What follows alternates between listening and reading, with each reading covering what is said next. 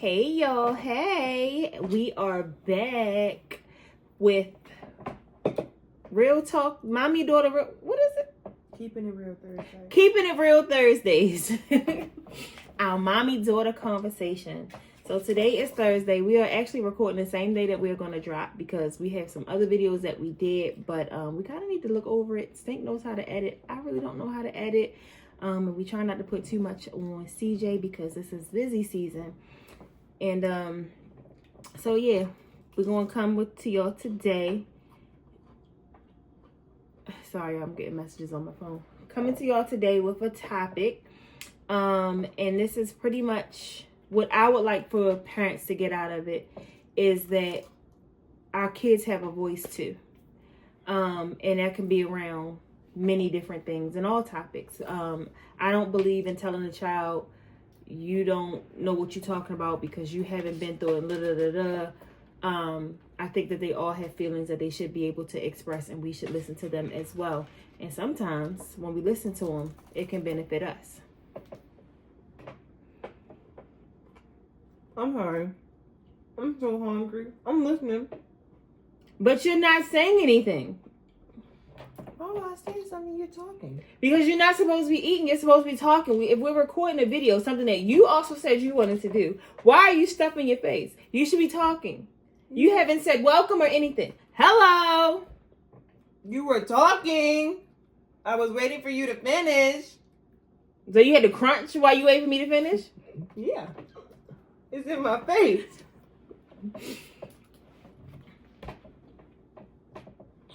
Hello. Welcome.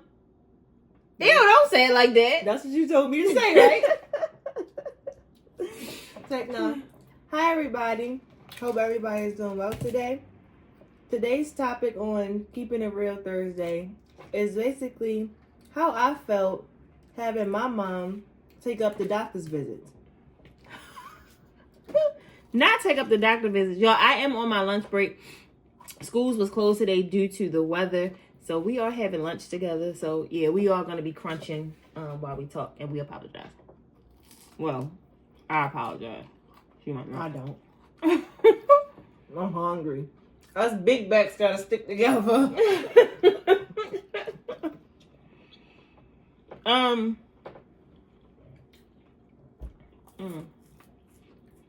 I just got finished watching on Vicky, and you know she make me hungry. So just, I hope it tastes like every bite that she took on her video.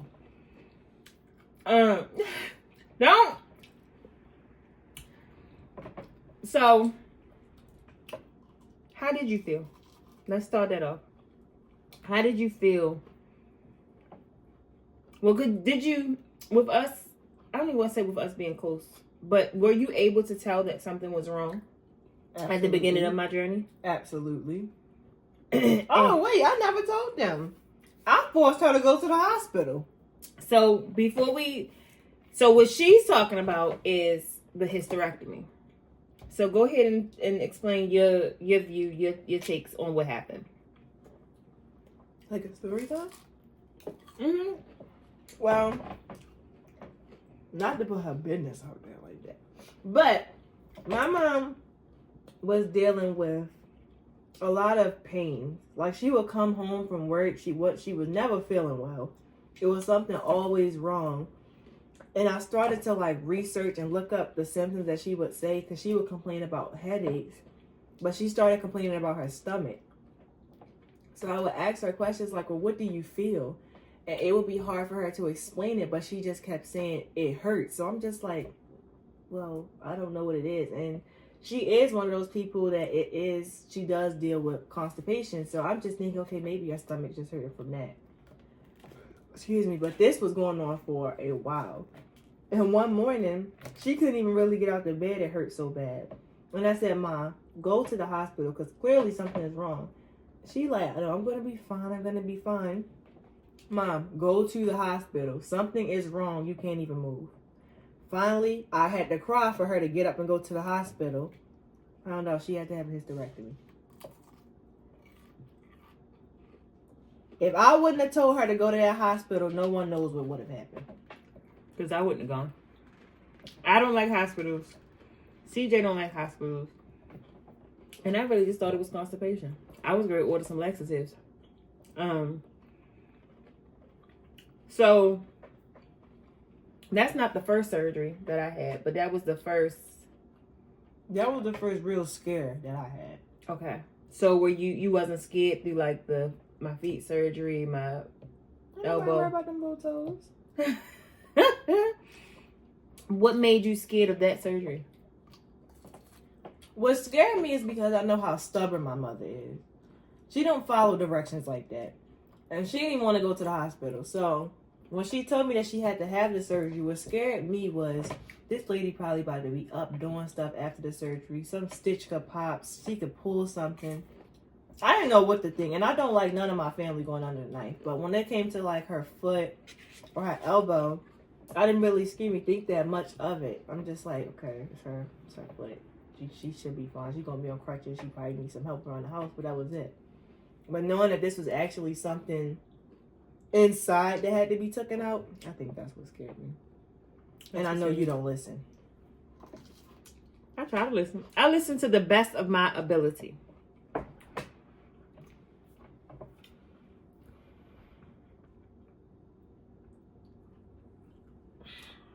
I do. To the best of my ability. So, with going along with what I said in the beginning of the video, as a lot of you know, I dealt with a lot since starting in 2022. Well, towards the end of 2022, mainly the beginning of 2023. I did hide my depression from my family, from CJ and Diva for a while. And then I finally sat them down and kind of like explained to them what was going on. I'm still hurt about that. What was going on with me. And again, I say, you know, some people, I understand that there's a line. This is my daughter. We're not supposed to put too much on our children. But I also feel like the reason why a lot of us don't express what we're going through, don't feel like it's okay to go through things or it's okay to cry or have bad days is because of our upbringing.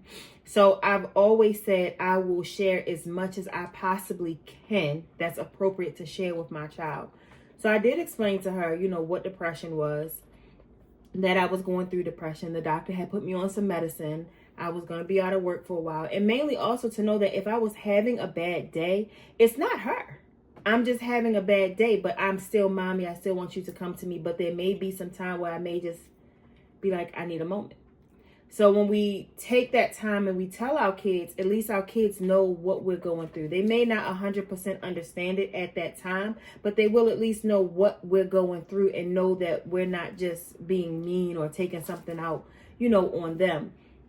So while in my mind, I believe that I held my depression back, and I also believe that I kind of dealt with it okay. I feel like I didn't take anything out on you and daddy while I was going through it.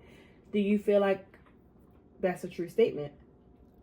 Some days you did. You just didn't realize it. Okay, so like what did I do? It'll just be some days where like the most littlest things will cause her to just snap a little bit, if that makes sense. Like not snap, but it just go off. And then I'm just sitting there like, Ma, it's really not that serious. Even my dad's just like it's really not that serious, but to her it'll just make her snap. And I'm just thinking, okay, maybe she's stressed at work or maybe it's bills or something. But I didn't know what it was, but she would just sometimes just snap. Not like people look at snap, but like she would just go off. Or like the littlest things could make her just very, very upset.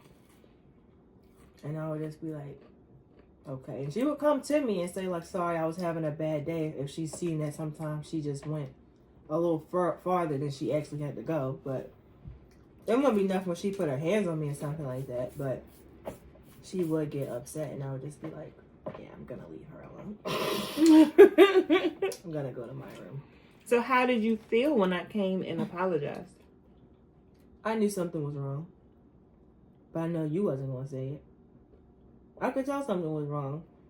She wasn't like herself. Like she would doubt herself a lot. She had so many ideas that she never went through with.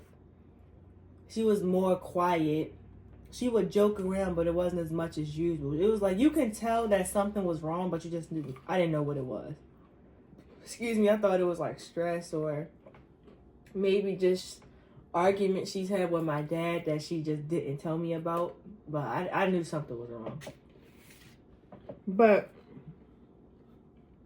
when I came, but when I came to you and I would apologize as a child, from a child standpoint, is that something that you appreciated? Is that something that you were happy that was done, or did you just feel like, lady, just leave me the hell alone?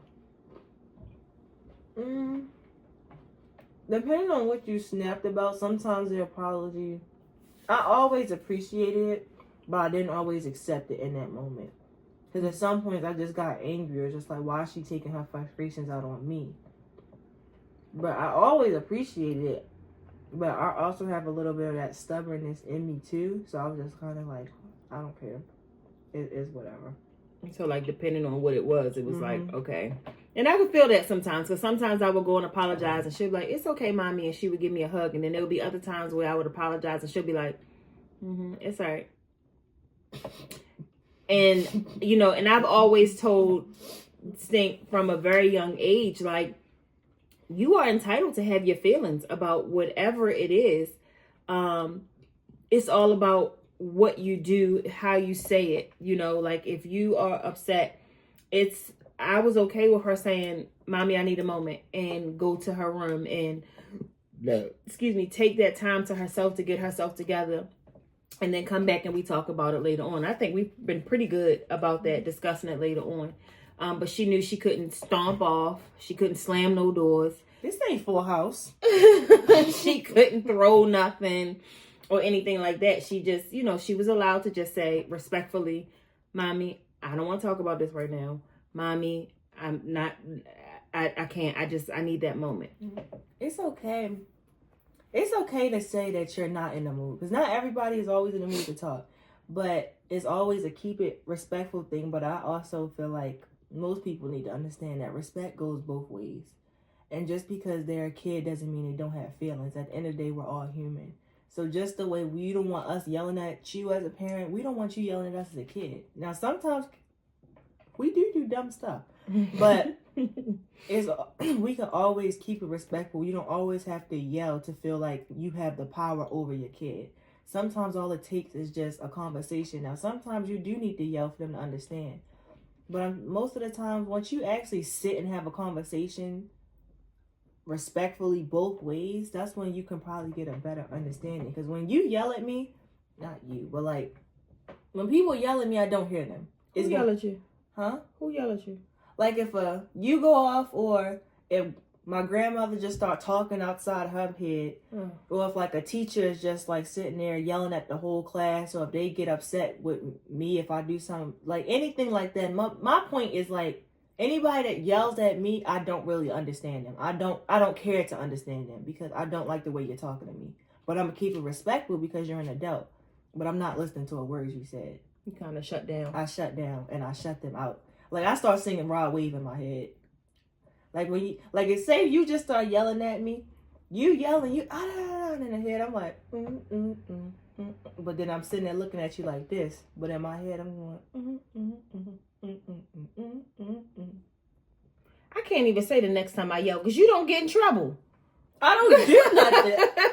I don't know. Now I want to yell at you on purpose so I can just watch your face. Do something bad so I can curse, so I can yell at you. I don't know. It's nothing bad really to do. Just chill. Like, I literally sit in my room and play Papa's Freezeria. What is there to yell at me about? I'm just here. This is my world. Oh, I got it. Trenasia, didn't I tell you to put them clothes away? What clothes? Oh, that ain't right.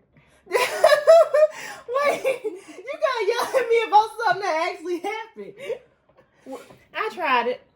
I don't do nothing. I'm just here. Well, that's good. So does it make you, do you think going into the adult world, as you prepare, oh my God, my baby's 16.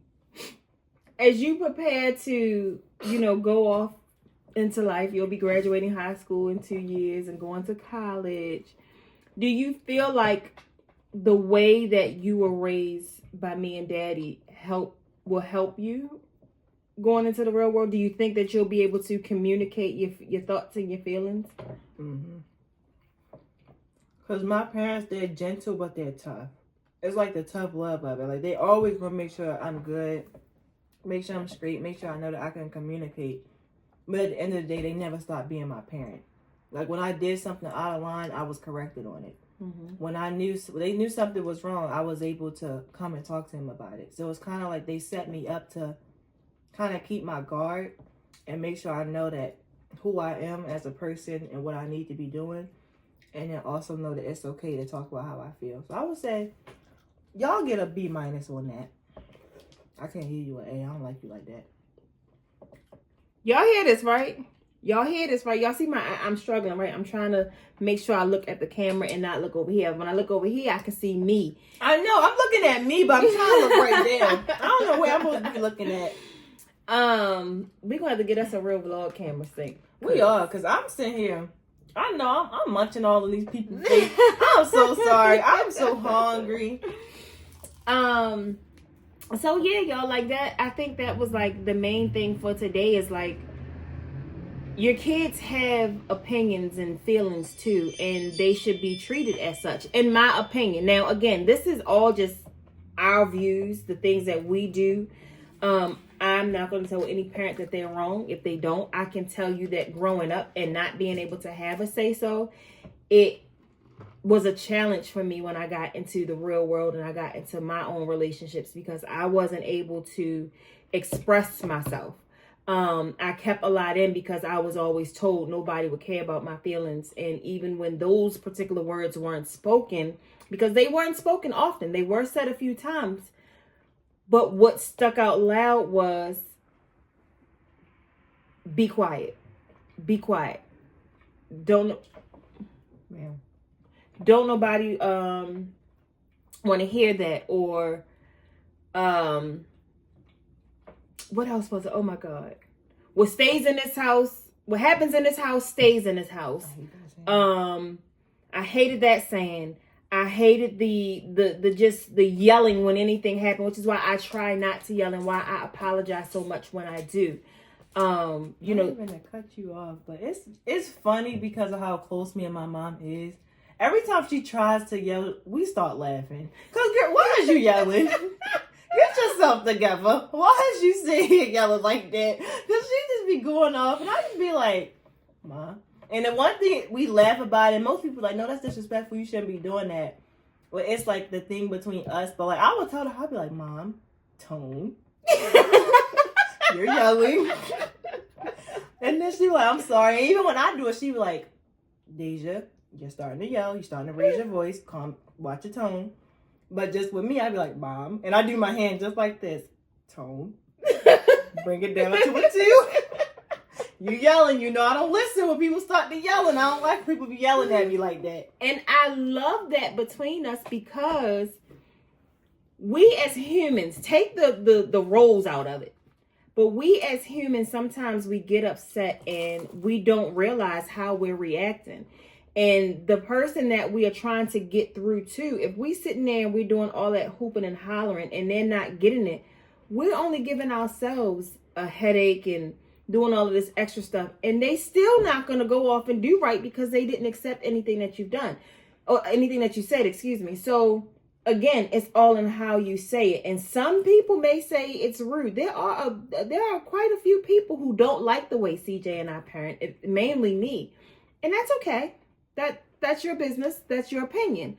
But it works for our household. Mm-hmm. So when I am talking to Deja and she knows, you know, all right, I'm about to clock out because this lady's going overboard. Instead of her tuning me out, she's respectfully saying, Mom, tone. And I know when she say Mom, because I hear go, Mom. So when she do that, and it's Mom, in my mind, I already know you yelling. You yelling. Bring it down. And then there's sometimes we'll be communicating, and it's not even because she does not get in trouble a lot. I can probably count on my fingers how many times she's actually truly been in trouble. But there's been times where we've been in conversation and I was passionate passionate about that subject, and my voice may start to get a little louder, and she'll just be like, Mom. And I would have to bring it back a little bit. Mother. You know, and outside of our household, even her dad, my husband, CJ, he would be like, you know, baby, I think sometimes you just give her, well, this was years and years ago. This ain't now. But he would be like, I think you're giving her a little bit too much freedom or a little bit too much say. And I would tell him, no, you know, our upbringings were different. And I, again, just know what it's like to be shut down and shut out. Mm-hmm. I know what it's like to not be heard, want to be heard, all because of my age. Age ain't nothing but a number. These babies still got feelings. They still have thoughts. They have opinions. That was so creepy. Because I hate that. I hate that. And you don't know because you only 14 years old and I still got feelings. I think the crazy part about that is that I don't think nobody really understood and probably still don't understand how close me and my mom are. And it's not even just the close part of it. I didn't have to be close with her for us to just have an understanding. People aren't with us all the time. And there's been times where I've said, Mom, Tone.